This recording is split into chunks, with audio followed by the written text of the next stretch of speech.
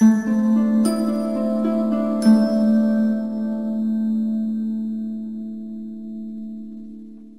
ছেলে হবে নাকি মেয়ে, এই নিয়ে মানুষের কৌতূহলের শেষ নেই। আগের যুগে সন্তান ভূমিষ্ঠ না হওয়ার আগ পর্যন্ত শিশুর লিঙ্গ নির্ধারণ করা যেত না। তবে আধুনিক চিকিৎসা পদ্ধতির কল্যাণে সন্তান ভূমিষ্ঠ হওয়ার আগে তার লিঙ্গ নির্ধারণ করা সম্ভব হচ্ছে। অর্থাৎ সন্তান ছেলে হবে নাকি মেয়ে হবে তা আগেই জানা যাচ্ছে। সন্তান ছেলে হবে নাকি মেয়ে হবে তা জানতে নতুন একটি কৌশলের কথা জানান আমেরিকান জার্নাল অফ হাইপারটেনশন। গর্ভাবস্থায় মহিলাদের রক্তচাপই বলে দেবে সন্তান ছেলে হবে নাকি মেয়ে। এই সময়ে রক্তচাপ বেশি হলে ওই মহিলা ছেলে সন্তানের জন্ম দেবেন, আর রক্তচাপ কম হলে মেয়ে সন্তানের। সম্প্রতি কানাডার মাউন্ট সিনাই হাসপাতালের চিকিৎসক রবি রত্নাকরন ৯,৪১১ জন গর্ভবতী নারীর উপর একটি সমীক্ষা চালিয়ে এই সিদ্ধান্তে এসেছেন। এদের মধ্যে ৯৩৯ জন ছেলে এবং ৬৭২ জন মেয়ে সন্তানের জন্ম দেন। পরে ডাটাবেজে রাখা তথ্য বিশ্লেষণ করে রবি রত্নাকরন দেখতে পান যারা পুত্র সন্তান জন্ম দিয়েছেন গর্ভাবস্থায় তাদের প্রত্যেকেরই উচ্চ রক্তচাপ ছিল, আর যাদের তুলনামূলকভাবে নিম্ন রক্তচাপ ছিল তারা কন্যা সন্তানের জন্ম দিয়েছেন। যদিও রবি রত্নাকরণের এই পরীক্ষা কতটা বিজ্ঞানসম্মত